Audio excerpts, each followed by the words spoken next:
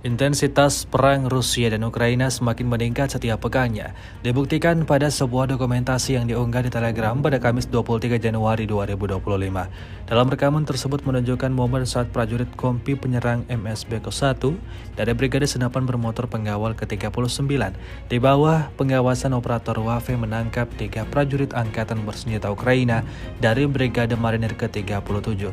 Alih-alih melakukan perlawanan, pasukan Ukraina tak punya waktu banyak untuk menyelamatkan diri. Prajurit angkatan bersenjata Ukraina hanya bisa pasrah menerima kematian yang menanti mereka di garis depan.